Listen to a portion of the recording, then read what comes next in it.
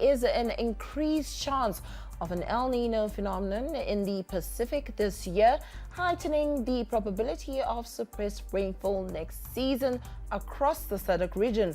Our experts are urging smallholder farmers to invest more in irrigation and resistant crop varieties to ensure food security. Our latest rainfall season forecast for the 2023 to 2024 farming season shows that some parts of the country are expected to receive normal to above normal rainfall in the first quarter of this year and the last quarter of 2024. Now, just how severe will this weather phenomenon be? We get more from the following report. After consecutive seasons of bumper harvest of grain, Zimbabwe is again facing the possibility of a drought. Weather experts forecast erratic and below-average rainfall this summer. Inevitable, alarm bells have gone off in the area of food security. So is there a way out, or is the country heading for a collision with nature? El Nino is the warming of the ocean surface or above-average sea surface temperatures in the central and eastern tropical Pacific Ocean. Its major effects are drought, rising temperatures, and flooding. We're expecting meteorological region 2, which constitutes mostly of Matabeleland North, northern areas of the Midlands, and parts of Bulawayo and Matabeleland South. This part of the country is expected to have below normal rainfall. However, Region 1 and Region 2, which is the eastern and southern part of Zimbabwe, they're expected to have normal rainfall with a bias towards below normal rainfall. Effects of the El Nino weather phenomenon are likely to be felt between October and next April. Authorities in Zimbabwe say they are doing all they can to mitigate the effects. Definitely, as a nation, we always have what we call the cloud seeding program. We have it in place so that whenever there are conducive conditions, we'll be able to enhance the rainfall.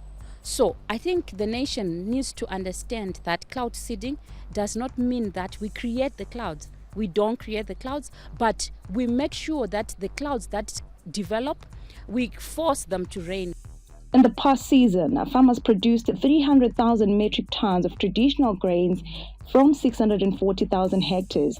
Government has increased the hectareage to 700,000. Who are non-commercial, they are dependent heavily on the rains.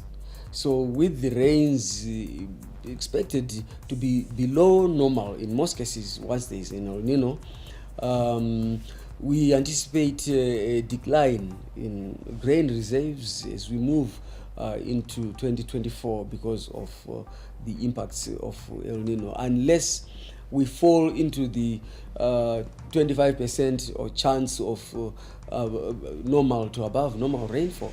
Zimbabwe is in the middle of implementing climate-proof agriculture to guard against negative effects of climate change at household and national level. For communal and subsistence farmers, there is the Ifumfudza Intwasa conservation farming. The first thing which has come on board, of course, is Ifumfudza.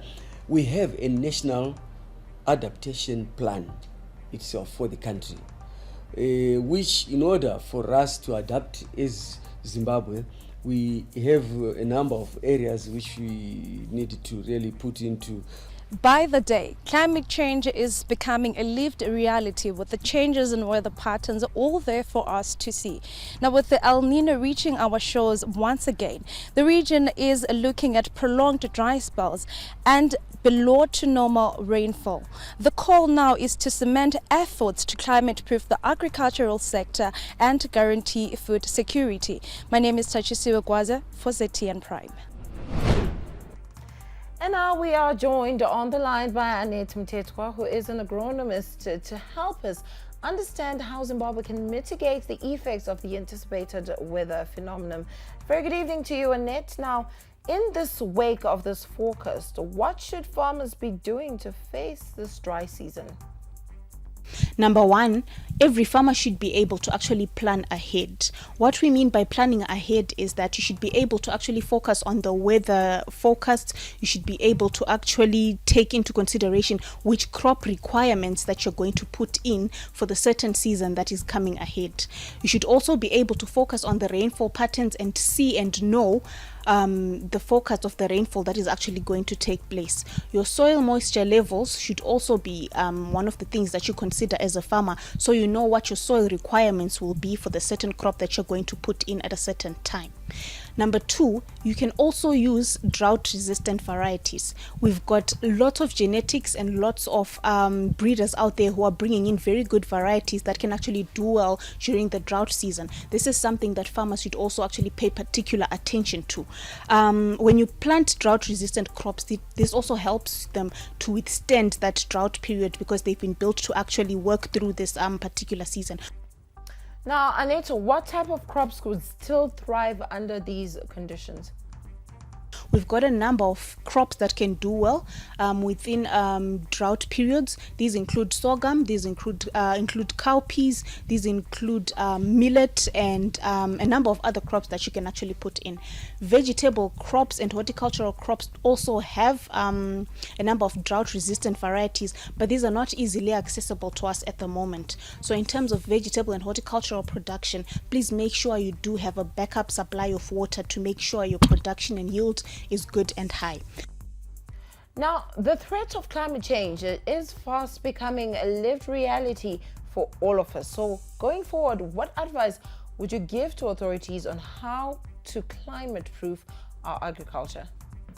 By conditioning your soil through application of organic matter such as manure. You can also use cover crops, which can help to actually reduce the moisture that you lose to evaporation. You can also use mulch as well, which can also assist in terms of reducing the moisture that you lose from your soil as well. Another way that you can use to mitigate a drought period is to actually use irrigation. This is what we all know as supplementing rainfall. Supplementing rainfall can be done by using different types and methods of irrigation that are now popularly widely used. We've got drip irrigation, we've got overhead irrigation, and we've got furrow irrigation. We also have flood irrigation, which is not as popularly used anymore due to the more advanced technology that we now have. Another way is to actually practice water conservation. Have ways in which you can actually conserve water, have ways in which you can actually store water for a drought period. We've got tanks, we've got ways in which we can actually store water that can help you to actually have reserves of water in case a drought period gets very severe. You can also adjust your planting dates and plant your crops accordingly to what the weather is forecasting and to when you're going to actually have expected rains coming in. You can also use fertilizers, which actually boost the plant's nutrient consumption, and this helps the plant to perform better in a drought period because it's got adequate food that is actually receiving.